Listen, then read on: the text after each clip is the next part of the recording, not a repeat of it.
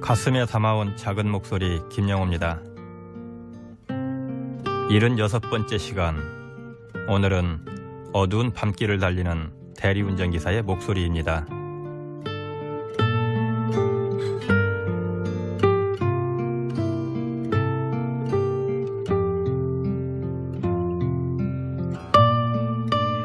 여기까지 부르겠습니다. 인터뷰에 응해주셔서 감사드리고요. 네. 자기소개, 성함하고 이제 말씀해 주시죠. 저는 대리운전 저도 7년 차인데요. 이름은 김영종이고 주로 이제 제가 활동하는 근거지는 강남하고 그 신림동 일대입니다. 처음에 시작할 땐 딱 석 달만 해야지 했던 게 벌써 7년째입니다. 그 벤처기업의 컨설턴트였어요. 그래서 이제 신규로 창업하는 그 소 벤처리스트들 이렇게 컨설팅 도와주고 막 그랬는데 그게 언제부터선가 경기가 나빠지면서 그 일거리가 안 들어오더라고요. 그래서 이제 할 수 없이 이제 사무실 유지도 안 되고. 대리운전을 하는 시간은 저녁부터 다음날 새벽까지입니다. 그러나 이제 제 개인 사정에 따라서 하는데 평균 뭐 저녁 먹고서 한 8시나 9시 이 정도부터 저는 일을 시작합니다. 그래가지고 새벽 한 3시나 4시 오래 가면 5시 정도면 끝나요. 이렇게 밤을 새워서 버는 돈은 하루에 10만 원도 채우기 어렵습니다. 하루에 한 3건에서 콜을 한 5건 정도 탑니다. 그러면은 평균 이제 2만 원으로 잡으면 제 이제 매상이 하루에 이제 적을 때는 5, 6만 원. 근데 조금 열심히 발바닥에 땀나게 뛰면 한 8, 9만 원, 10만 원 10만 원 채운 적은 거의 없더라고요. 안 되더라고. 처음 시작했을 때는 생각처럼. 경험이 부족해 고생도 많이 했습니다. 제가 엉터랑일 때 초보일 때는 무조건 가격 좋은 걸 붙잡고 가는데 그 가격 좋은 게 다 뭐예요? 산골짜기야. 뭐 논두렁, 밭두렁 이런 데가 되게 조금 높거든 가격이. 그러면 그거 나오는데 2시간, 3시간 걸려서 나오고 중간에 택시 타고 그러면 나올 때 보면 분명히 3만 원을 받아 나왔는데 집에 갈 때 보면 10,000원짜리 2장 남아 있어. 한 장 반, 한 장 남아 있고 이런단 말이에요. 그러니 참 허망하죠. 소위 진상 손님 때문에 곤욕을 치르는 일도 적지 않습니다. 넘어진 적 있어요. 거기 넘어진 적 있다고요? 그게 뭐였냐면 이 손님이 그 집에 도착해서 내가 깨웠더니 안 일어나더라고. 나는 빨리 이제 요금 받고 가야 되는데. 그래서 이제 몸을 붙잡고 흔들다가 이 사람이 팍 성질 내면서 벌떡 일어나더니 막 발로 막 차는 거예요. 옆에서. 나 안전벨트 매 있는데. 그래가지고 막 한 5분간을 막 맞았어요. 맞아가지고 입안이 터져가지고 막 입에 피가 나오고 그럴 정도가 됐거든요. 막 이렇게 얼굴이 붓고.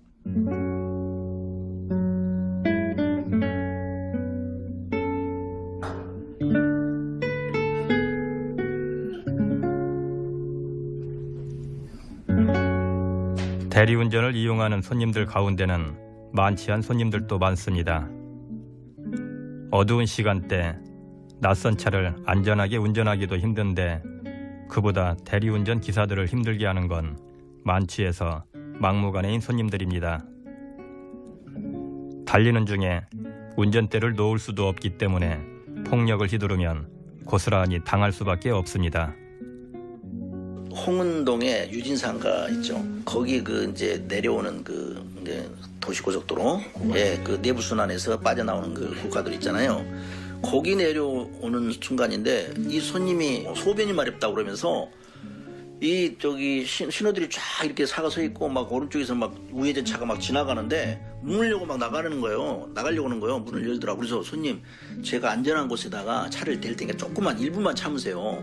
1, 2분만 참으면 제가 안전한 곳 차를 댈 테니까 절대 지금 내리면 안 됩니다. 하는데 이 손님이 네가 뭔데 나를 막냐고 그러면서 난 막 그냥 주먹으로 치고 난리가 났어요. 차 안에서. 한 손은 운전대 잡고 있고 한 손은 손님 허리춤을 잡았기 때문에 그냥 주먹이 날아오는데 어떻게 막을 수가 없더라고.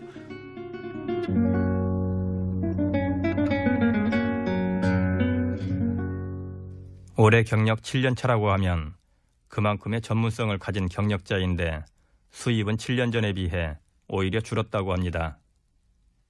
전국 대리기사 협회장 김종용 씨입니다.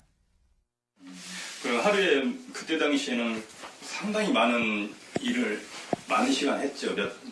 하루에 몇 탕 정도 뛰시고, 탕으로 우리는 옛날에 얘기했는데 그렇죠. 몇 탕 정도 뛰시고 했었는지. 갈수록 이게 이제 그 탕수도 그렇고 요금도 많이 떨어져가지고 전반적으로 기사들이 어려움이 더 가중되고 있어요. 또 그때만 해도 하루에 한 대여섯 탕 정도는 뛰었고요.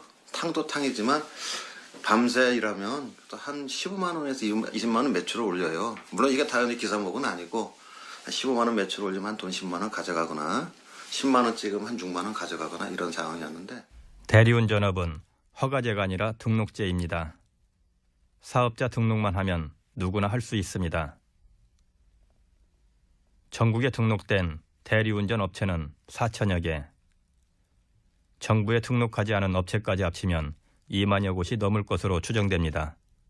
사실은 그게 전부 그 개미들이 막 뭉쳐져 있는 거예요. 특성상.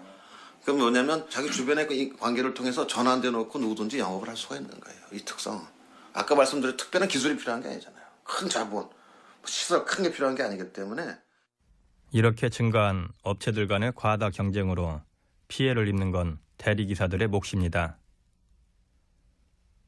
대리기사는 이런저런 명목으로 업체에 돈을 떼입니다. 프로그램 사용료, 보증금, 보험료, 통신비와 관리비, 배차 취소 수수료 등을 떼어가고 일부 업체는 대리기사가 아파서 일을 하지 못할 경우에도 벌금을 부과하기도 하고 경쟁사 프로그램을 쓰면 배차에서 제외시키는 경우도 있습니다. 첫째는 과도한 수수료. 특히 지방 가면 이게 더 높아요.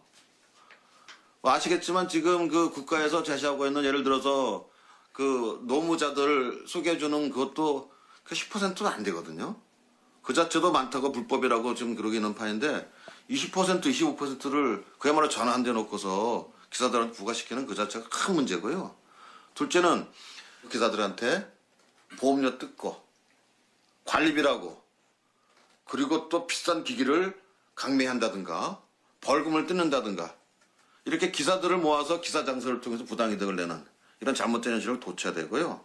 세 번째는 업체들이 자기들이 마음에 안 들면 무조건 기사들한테 일거리를 안 줘요.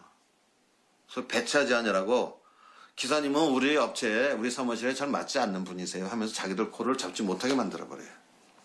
물론 그중에서 대표적으로 당하고 있는 게 바로 저인데 저는 일시적인 그런 배차 제한이 아니라 업체들이 그 권익운동을 한다고 하는 것 때문에 저를 형사고소를 하고 주요 업체들이 전부 다 몰려서 그래서 저를 그 일을 하지 못하게 좀 막아놓은 게 벌써 몇 년째 되고 있는 이런 식의 업체들은 무한 행포, 고율의 수수료, 기사 장사, 무한 행포 이 세 가지가 근본적으로 이 시장에서 나타나고 있는 잘못된 현실이죠.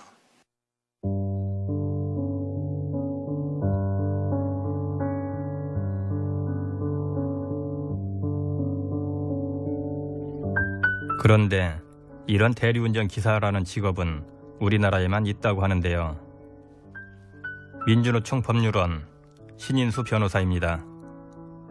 대리운전 제도라는 게 우리나라만의 특이한 제도거든요. 예컨대 이제 일단 우리나라에는 자가용을 가지고 다니는 사람이 많고 그다음에 또 술, 음주 또 이런 분들이 많고 또 인건비는 싸고 아주 굉장히 싸고 이런 세 가지 요건을 충족하는 나라는 좀 찾기 힘들죠. 그렇다 보니까 우리나라에서 어찌 보면 좀 특유한 문화, 이렇게도 볼 수도 있을 것 같습니다. 네네. 대리운전과 관련한 법도 제대로 마련되어 있지 않고 또렷한 관리 감독 부서도 없습니다. 행정당국이 적절하게 규제라든가 이 대리운전에 대해서는 아직까지 그 법령 자체가 정비되어 있지 않습니다. 그래서 심지어는 대리운전 기사들이 자영업자인지 노동자인지 명확하게 구분되어 있지 않습니다. 이런 경우를 현재까지는 특수고용 노동자로 구분한다고 합니다. 우리나라의 특수고용 노동자라고 불리는 사람들이 한 230만 명 정도가 있습니다. 대표적인 게 지금 인터뷰하시는 대리운전기사, 그다음에 택배기사, 그다음에 보험 설계사, 보험 모집인, 또 학습지 교사, 레미콘 차량 운전사, 이런 골프장 캐디 여러분들이 있거든요. 근데 이분들의 상당수는 노동자가 아니라고 그래요. 다른 특수고용 노동자들이 그렇듯 대리운전 기사 역시 노동법에 의한 권리를 행사할 수도 노동자로서의 처우도 누리지 못합니다.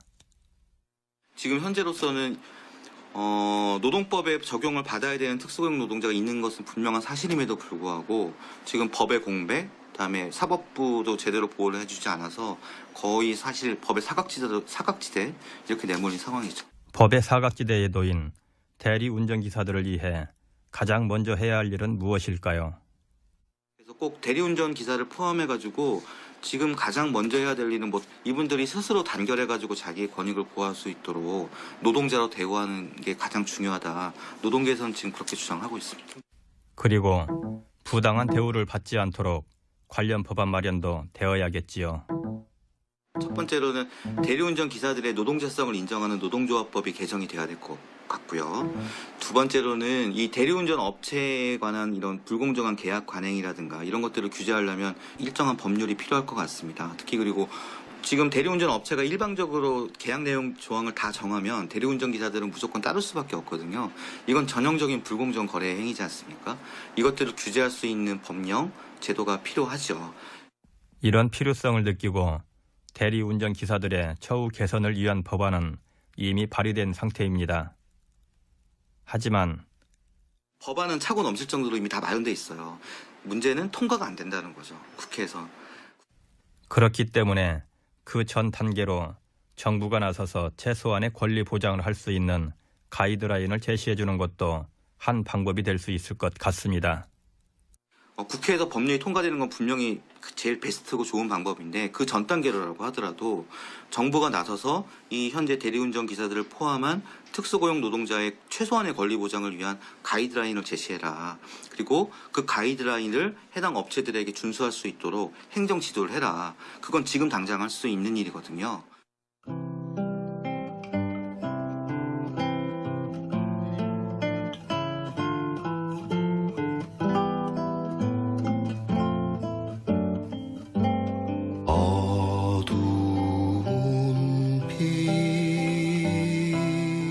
그다음 이제 마지막 이게 뭐냐? 정부에서 이제 소위 말해서 국가에서는 어떻게 해야 되느냐? 이제 이게 마지막 핵심인데요.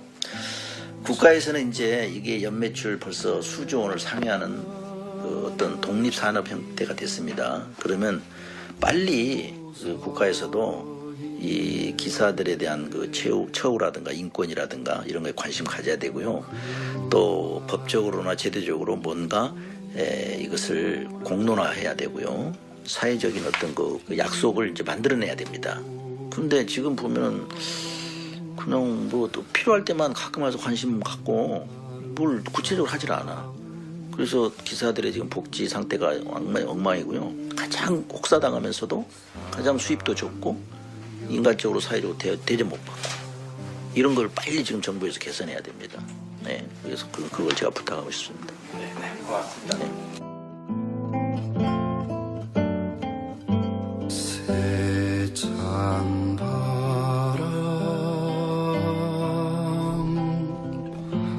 불어 가슴에 담아온 작은 목소리 제76회 특수고용노동자 대리운전기사 지금까지 연출 김현우 구성 방은영 저는 김영호였습니다.